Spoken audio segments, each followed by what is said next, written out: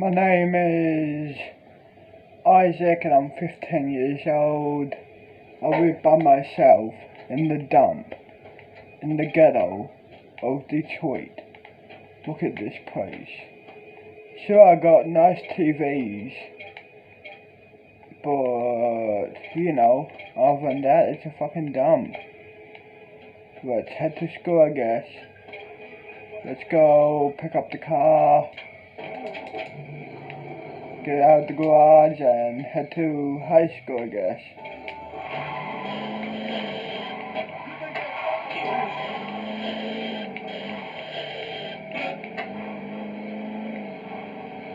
My first day at Detroit High School.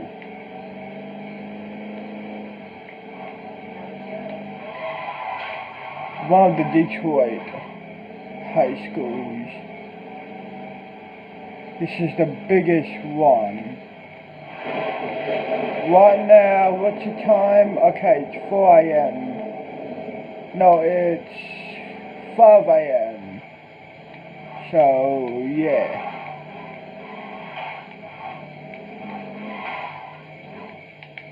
Let's go park somewhere, smoke some weed, and watch YouTube. Fuck doing classes. Oh, fuck.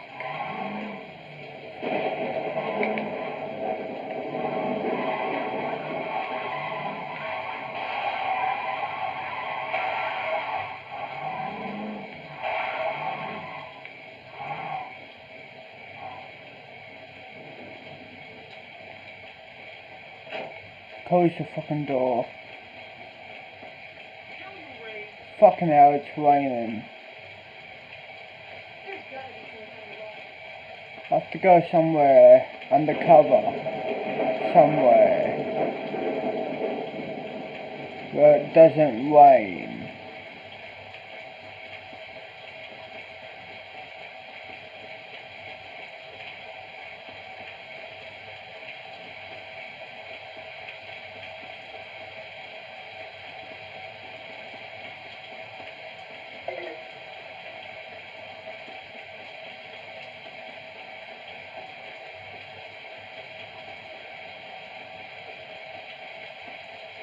There undercover area down. No, that's a cliff. Okay. Fuck that.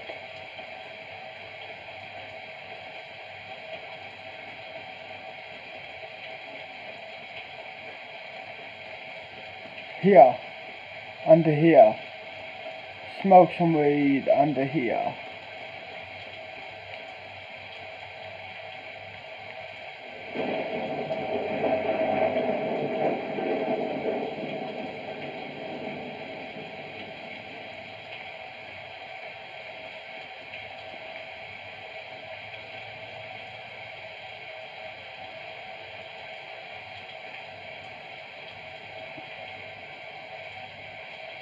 Fans on a pizza? Oh, yo, that's so cool. Yo, that's... Oh, dude. Delivery guarantee expires in 67 seconds. What does that mean? Okay, I don't know what that really means, but we're gonna go and try to... I think that... What does that mean? I have no idea. Oh, I see who we're delivering it to. Okay, so we gotta go all the way here. Oh, okay, I see how this works. Okay, I think I'm gonna go from here to here, and then go down here, down to Delaware. I think that's exactly what we'll do. Okay, so we're gonna go and head down there right now to go deliver a pizza. That's cool. You guys saw that animation? That's awesome. You see, things like that on GTA 4 is what makes GTA 4 mods awesome. You know what I mean? You cannot underestimate the mods for this game. The mods for this game are very, very good. Very good. I don't know what the delivery guarantee means. I would have been driving like crazy right now to go get that delivery guarantee complete, but I don't think I'll be able to get there in time. Let's see, I'm just gonna go and park right over here. There's the guy. Alright.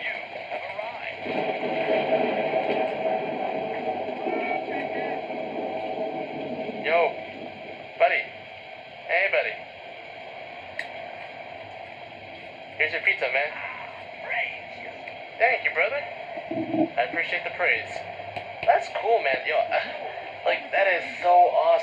never thought this mod would have a delivery feature that actually has different separate types of animations. Whoever, I forgot who it was, I think it was Professor Farnworth. Where did my car go?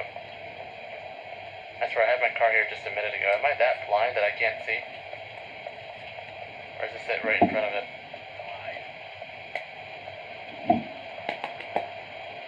There's a rolling garbage bag. Yeah, for sure, man. Thank you very much. No problem, man. You just call him a loser? What ruined my flight? Oh, damn. Okay, so I just realized where my car was. It's right over here. Yeah, go figure. I don't know how the hell it got all the way here, but like it did. Oh my god, I am in the totally wrong lane. I'm sorry. Please do not give me wanted level. Please do not give me wanted level. Thank you very much.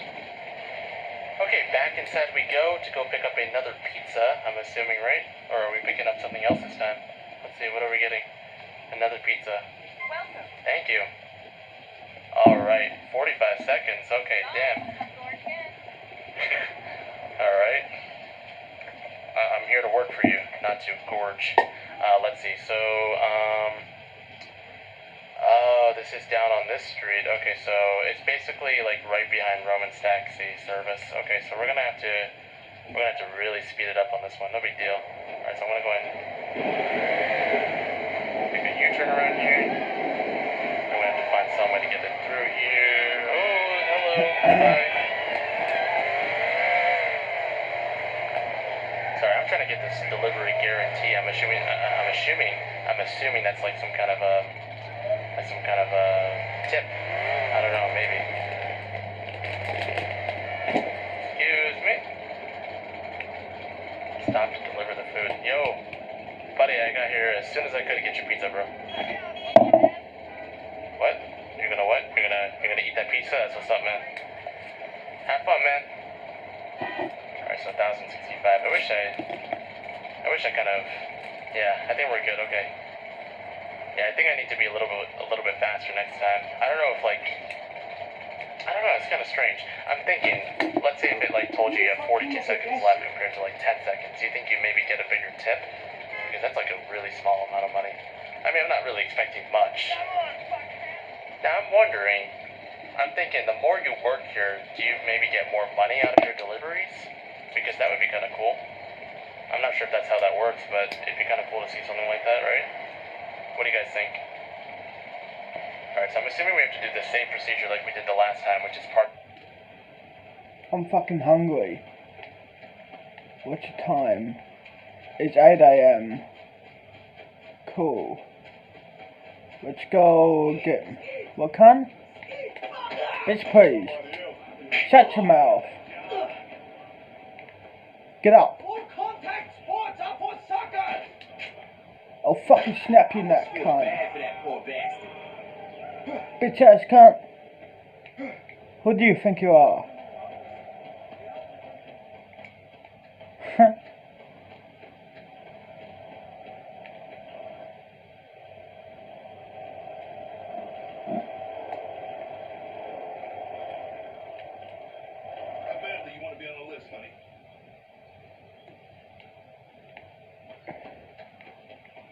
Let's go to McDonald's or something.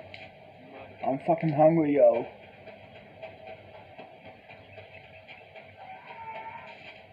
What the fuck? Did someone commit suicide? Huh? How? When? I hear someone fall. Damn, so fucking thick ass. Are you lost? Bitch. Shut the fuck up.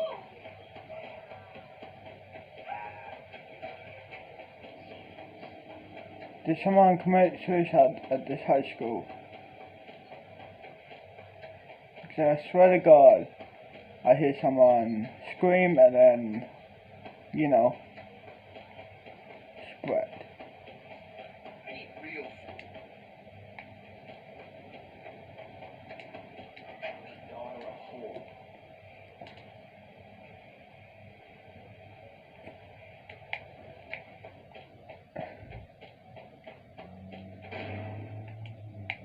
Hey, I would like a burger, please. Sure, no problem. Sit down, we'll bring it to you. Okay, cool. See ya. See ya.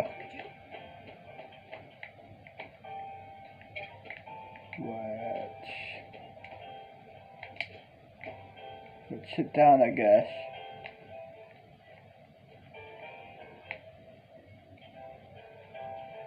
And wait. In front of the place to get another delivery going. Let's see. Beautiful. I've been waiting here for a 200 while. is good for like basic So, necessities, I'm you know gonna what I tell mean? Just in him. case we get pickpocketed or something like that. Wait, Just like, I feel like the more we have are you in our bank ready? account is great. Like, So let's is go it and do ready? This.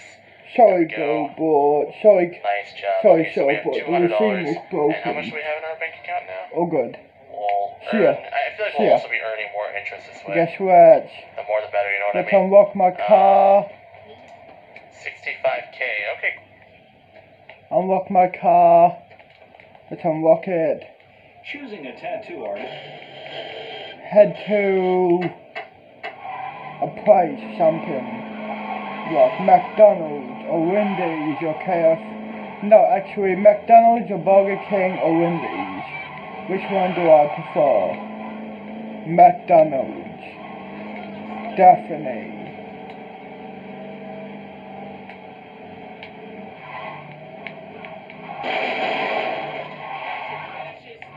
Let's have a joy in the car. May as well, dude.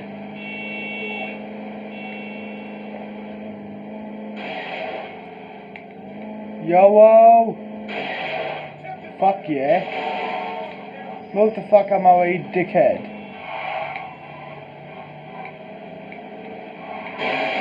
I'm fucking hungry, dude. Move. Can't you see I'm fucking hungry? Yo, you beat up my car, you can't. McDonald's should be down. Here we are. Here's McDonald's. Let's go do the drive-thru. Why not? Yeah, hey, I would like a burger. Is that all? Yeah. Drive-thru. Okay. Hey. Hey. Give me a minute. The burgers should be ready in a minute. Okay, cool. Just park your car over there. Okay, got it. So I have to park my car here, I guess. Great. Oh, fuck. I need to sell this car or fix it. I'm gonna fix it, bro. Let's watch YouTube. Cool. Alright, so that is going to be that. My voice is cracked right in between. To be honest, when I wear these headphones, I can barely tell, like, I can actually barely make out what I'm saying, so that's why Here you go, I've been sir. stuttering throughout the episode, Cool. because I've been trying to make See ya. out what I'm saying. See ya, sir. Like, I don't want to say anything stupid. Okay, I and guess have let's on eat tape. it. That was a good fucking burger. Let's head out now.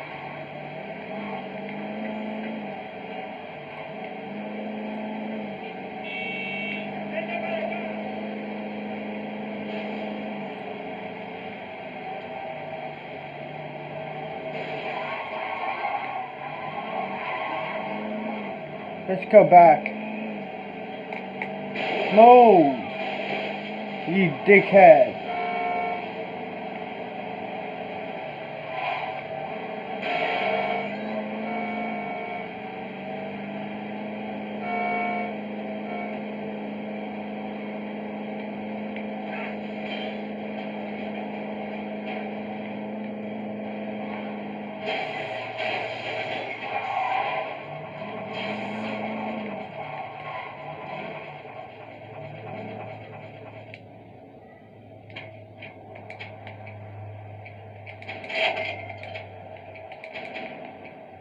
Let's pimp it up to a max.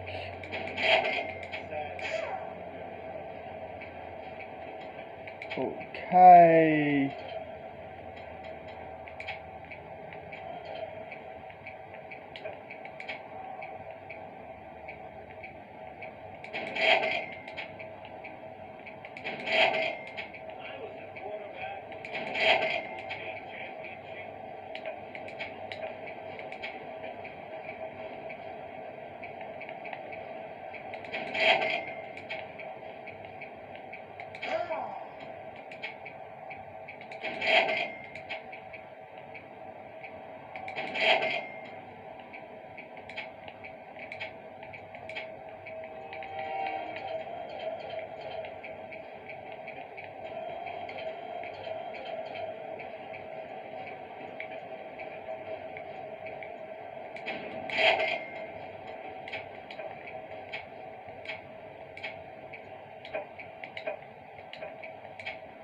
Window tint.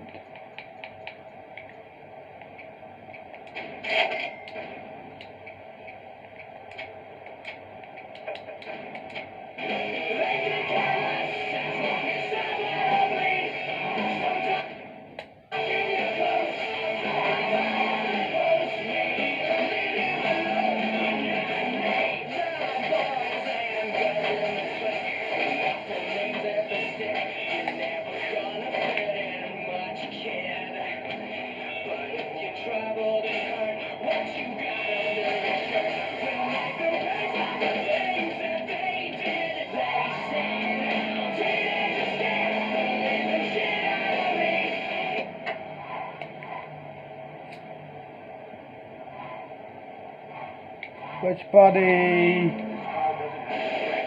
Yo!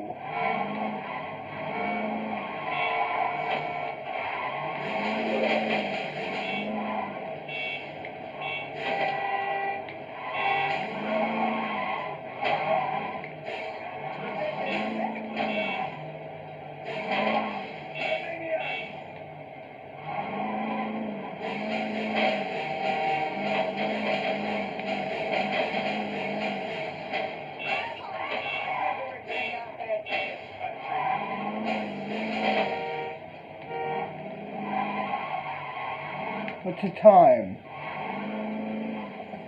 Okay, so it's 9 AM.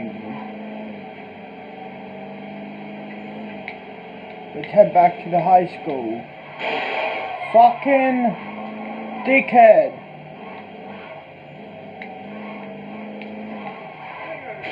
Move!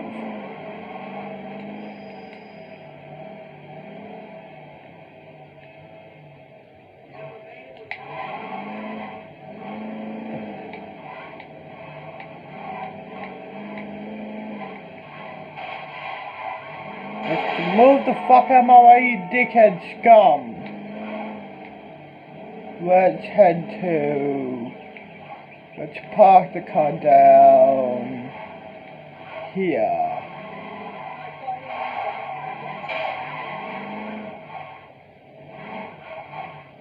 I'm calling the cops.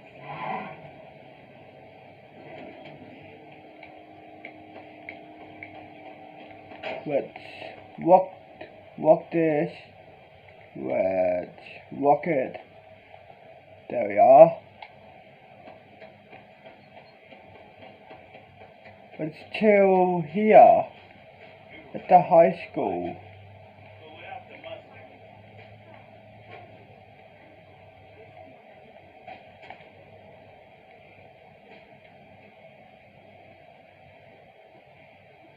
He's basically an associate of Lester's. So he's in here in Liberty City, and he's going to help us, get some money by doing some dirty work for him, that being us being his hired hit. So we're going to be doing that today. But yeah, hopefully you guys do enjoy this video. If you guys do me a favor, hit that like button and subscribe to the channel if you are new. Just want to welcome everyone who is new to the channel and the series. The point of this series is to basically simulate as a character who started out from a very poor living condition into someone who's going to be the next big thing in Liberty City. So hopefully you guys do enjoy the series. If you want to check out the rest of the videos in the playlist, click on the top right corner where it says GTA 4 Real Life Mod, something like that, playlist, and it should be in a white card in the top right corner. Anyways, without further ado, let's get into it. We're going to go and start off the mod by going over to a payphone, and we're going to click E on our keyboard. In order to get in contact with this assassin, we either have to go to Middle Park, or we can go to a nearby payphone, any payphone really, to go and contact him, and he'll give us a job to do.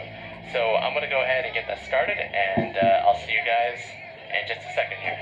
Also, one thing I wanted to show you guys is I've actually added some newer car mods to the game. I'm adding some car mods slowly. Uzi and a Glock. I've actually been able to get a lot of more car mods in the game, though. As you can see, I got a new Range Rover in the game, and that's the actual And a machete. Classic Range Rovers, not the newer looking Range Rovers. These are the classic ones.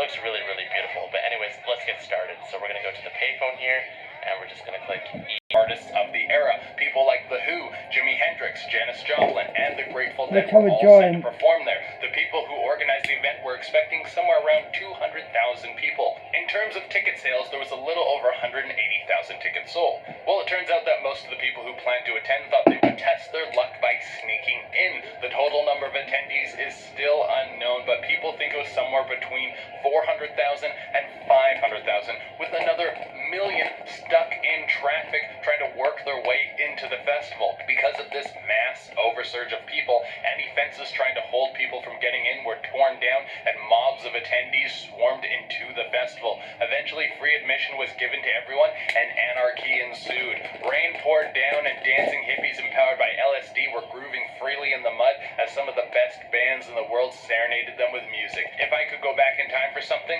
this would be one of those things. At number 8, we have Sherry Pearson, September 12th, 1993. Firefighters rushed to a house on fire located on Garden Street, Kendallville, Indiana. Sherry's neighbors saw smoke pouring from the windows of the house and promptly called the police. By the time firefighters got there, the house had already been ablaze for 45 minutes already, and upon entering, they found 27-year-old Sherry Pearson dead in the living room. Now, thankfully, her 2 children were visiting their dad at the time, since the couple had separated a few months prior, but were apparently trying to work things out. Now, the case was originally ruled as an accident, blaming faulty wiring for the fire starting, but that wasn't the case. Investigators realized the fire started in the bedroom, and some type of accelerant had been poured all over the bedroom, as well as in other spots around the house. So this was now a case of arson, and more importantly, homicide. The batteries on the fire alarm had also been removed, meaning that they were never going to save her. Autopsy results showed that Sherry had been injected with some unknown foreign substance before her death. Officers concluded she had been drugged before the fire was set, but the culprit was never found. Going to number 7 spot is Zombie Road. Located in Wildwood, Missouri, this road is a site of multiple scary stories.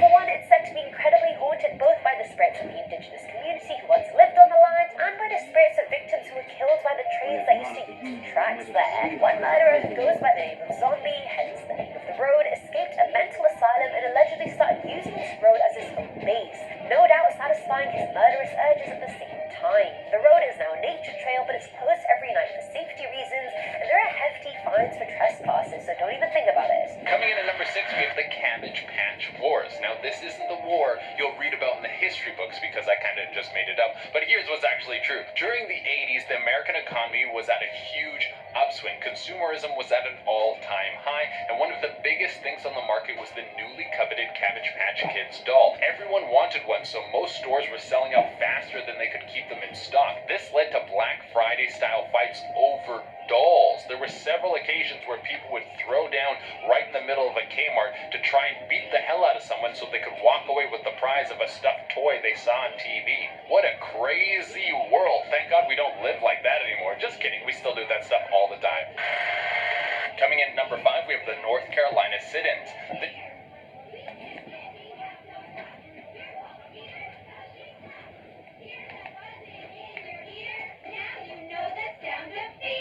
Damn.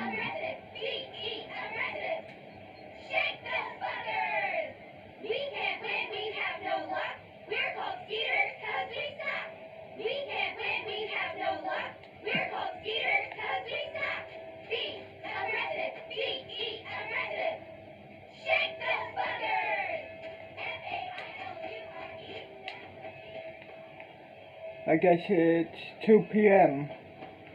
School's over. Hell yeah.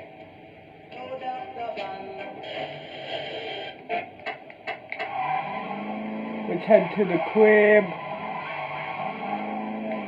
Head inside. Actually, let's park the car out here and smoke some weed out in the yard.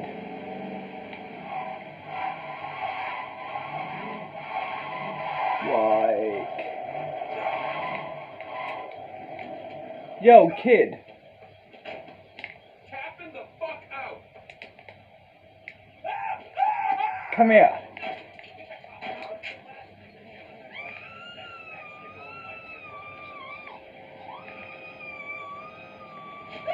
Bitch. That's how we get it done in a sense. Return inside. Actually, let's chill here and smoke some weed. And watch YouTube. The story is scary because it makes you think that within our parents' lifetime, black people had to fight for the right just to sit down and eat at a restaurant. In February of 1964, black students sat down at a diner in North Carolina. They were coming in to grab some lunch, and this should have been a very standard transaction. Well, the people who owned and operated this establishment decided that they would deny these men service, and instead of walking out after being treated like second-class citizens, these 4 men started a protest that would change America forever. They refused to leave. This caught media attention, and from this, other students, churchgoers, and even other business owners came in to support. These sit-ins lasted for 6 months before desegregation laws were put in place in North Carolina. At number 4 is Diane Orgett. April 10th, 1998. On Good Friday, a Florida woman called Diane Orgett was reported missing by her mum.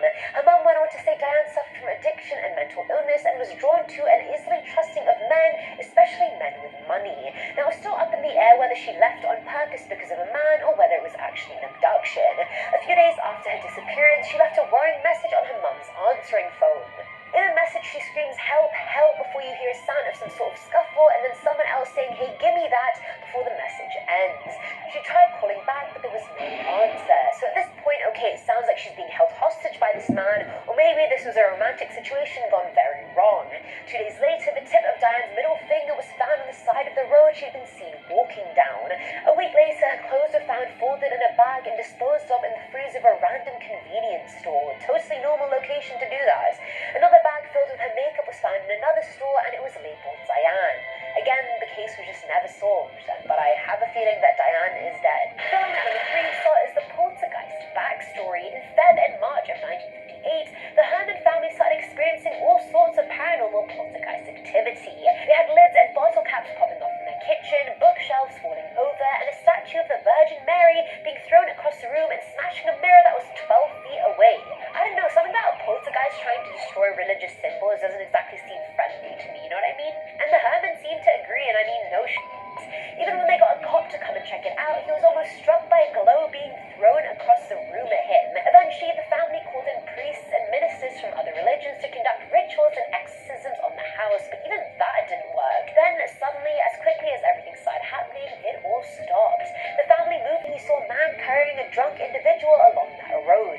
The case went cold for another 5 years, despite a lot of excavation having taken place. 2 men were arrested for the murder, but both had been found not guilty due to lack of evidence. What's important to not forget here is that sex worker Barbara Finn also disappeared around the same time Nicola did, and both had pretty similar physical features. Authorities hypothesized it could have been Scottish serial killer Peter Tobin, but again, zero evidence. Now at number 6 is the Trans-Allegheny Lunatic Asylum. While it was initially opened in 1864, it wasn't until the 1950s that it reached its absolute capacity of 2,400 patients. Oh, and it was originally only designed to hold 250 people. This massive Let's head to bed, wake up, and head to school.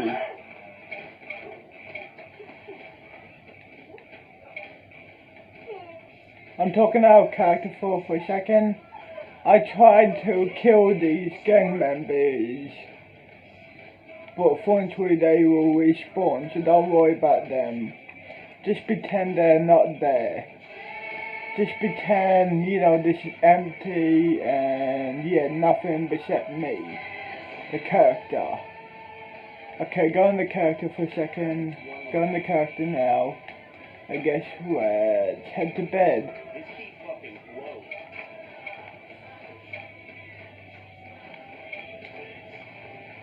The Saints are gonna bury you. No, no, no, no! Go. Let me kill this guy for a second. Okay. Go on the character now. Let's head to bed. Wake up in the morning, I guess.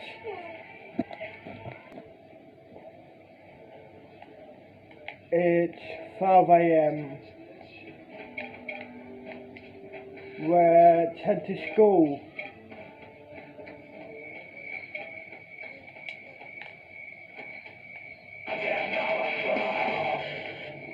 My second day at high school. in Detroit.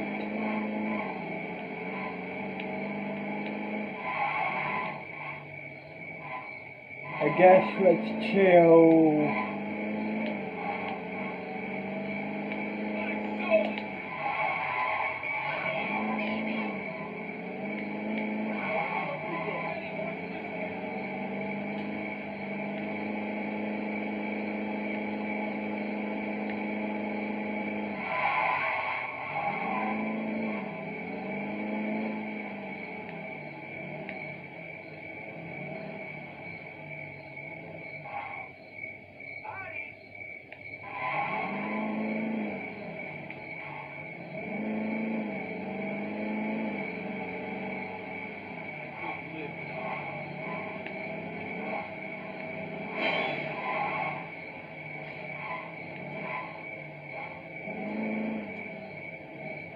Let's chill down here.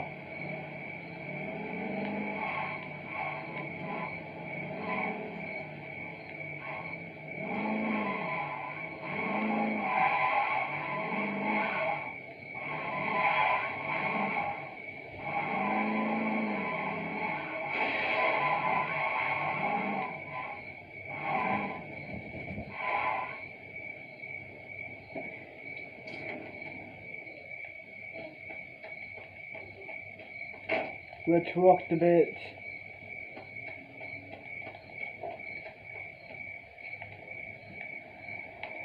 And let's chill here, I guess. Information. People thought the virus had something to do with the gay community, that it was a homosexual disease. It was thought that infected people would die in a few weeks, that people could catch AIDS through just touching someone. This led to widespread panic and horrible stigmas put on gay communities. Coming in at number 10, we have the anti-war demonstrations. The Vietnam War was raging throughout the 60s, and many people did not agree with America's involvement. On top of this, the government was still able to conscript people and force them to fight in a war that they didn't support. The public opinion on conscription had shifted, and the younger generation wanted to be heard. They started a radical movement to force the government to listen. They would march in the streets, they would hang posters all over cities, they would vandalize property, they would have sit-ins, they would even set buildings on fire. I wonder where we have seen this recently. It's almost like you should listen to people before they're forced to walk out in the streets and tear everything apart, because if you don't, they will quickly remind you that the power is within the public and you need to pay attention. Coming in at number 9 is the Los Feliz murder mansion. Early December 1959, a horrific murder-suicide took place. One night, Dr. Harold Perelson murdered his wife with a double-edged hammer. Harold then decided to kill himself by drinking acid. Apparently, everyone who spent any amount of time near the house is reported feeling an incredible sense of dread and a need to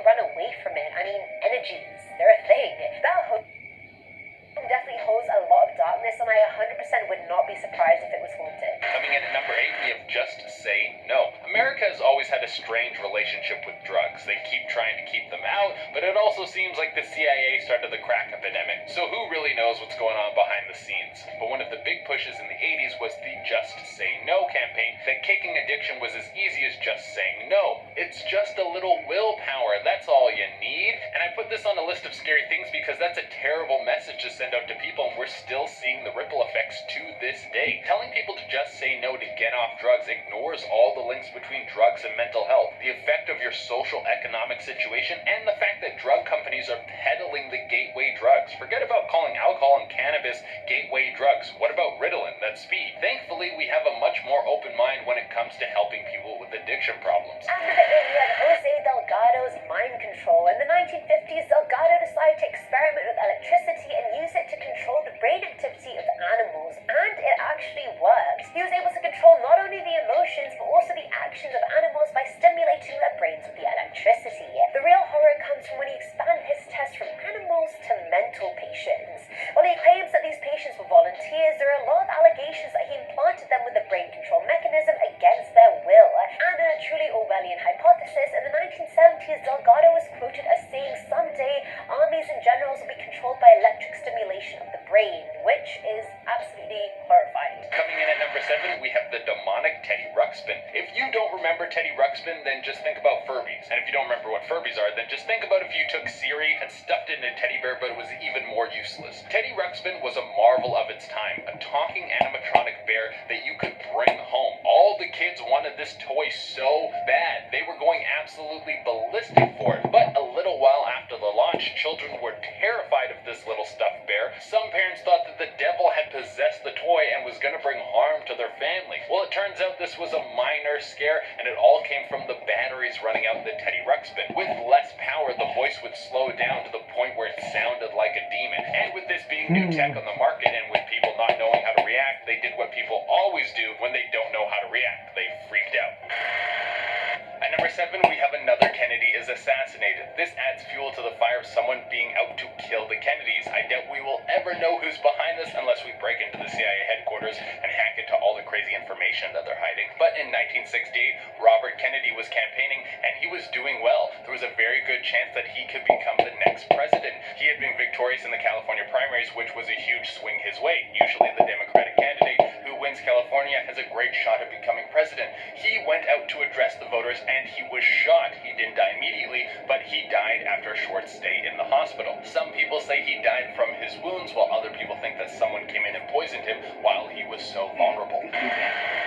Coming in at number 6, we have the first Walmart opens. Now, this event is not scary. It's just one store, and probably a great day for Sam Walton, who opened up the very first store in Arkansas. But think about where this went. It went from a place in the 60s that wanted to bring you low prices to one of the biggest chains in the world that will literally move into a small town and knowingly destroy every other local business because they can't compete. Who would think that a company with a 60-year head start and an insane amount of capital would have the advantage? Not to mention that they gouge their providers, forcing them to sell their products at insanely low prices so they can do the same for the consumer. And you might think, well, this is good for me, but in reality, this destroys the local economy and gets everyone dependent on monopoly, which leads to a massive economic crash like the one we're in right now. So yeah, that's scary. Now at number 6 is Claire Morrison, December 19th, 1990.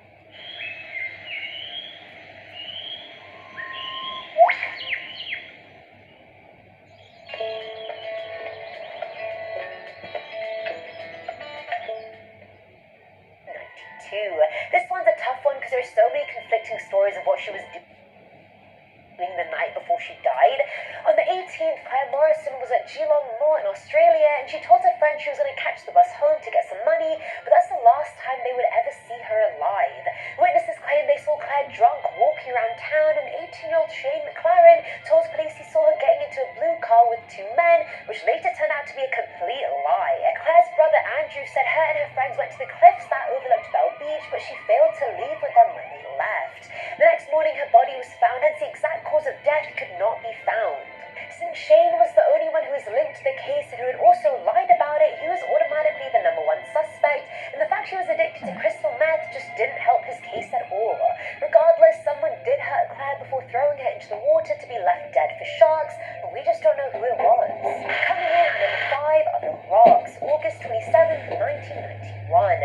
28-year-old Marcia Gippin and her friend Sandy were driving west on the I-70 to pick up her 2 daughters who were staying with her parents. As the two went under the Manhattan Road underpass in Putnam County, Indiana, 2 huge rocks, both heavier than 15 pounds each, were thrown on them from the overpass. The first rock broke through her windshield, hitting Marcia in the head, killing her instantly.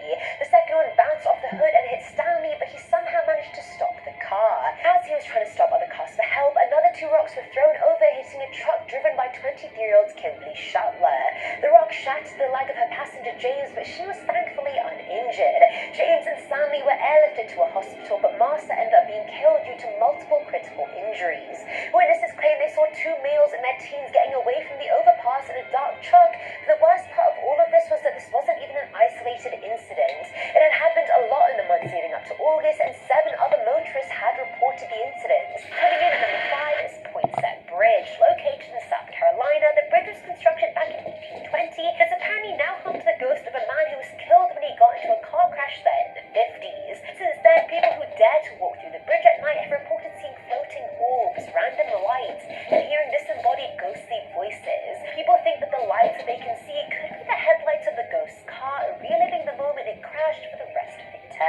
Coming in at number 4, we have the Challenger disaster. Some of you may be aware of the tragic event that took place in 1986. There was a rocket that was set to go to space and it had teachers on board, which was a big deal. So much of a big deal that school children all over America were watching it on live TV. Someone kids felt attached to was going to go into space, somewhere where few people had gone before. This idea was going to give a generation of kids the hope and interest to go into space and travel the vast unknown. And then just a little over a minute after takeoff, a faulty O-ring burst, which caused fuel to leak and ignite. The Challenger shuttle exploded in the air and chunks of debris rained down into the ocean, and the 7 crew members on board were killed. The whole event was remembered as one of the worst disasters in space travel history. At number 4 are the Pollock twins. In 1957, Joanna and Jacqueline Pollock both passed away in a car accident. 1 year later, their mother gave birth to 2 more twins named Jillian and Jennifer. As soon as these twins were old enough to talk, they immediately began asking for toys that belonged to their deceased sisters that they had never seen before. They even recognized landmarks that only Joanna and Jacqueline would have known. And stranger still, they would get panicked at the sight of cars, saying things like, "That car is coming to get us." I don't know about you, but to me it sounds like they remembered both their past lives and their deaths. Is this reincarnation we have? I'm not really sure. Coming in at number 3, we have the mass exodus of Cuba. Dictatorships are a terrible thing, and in 1980, over 100...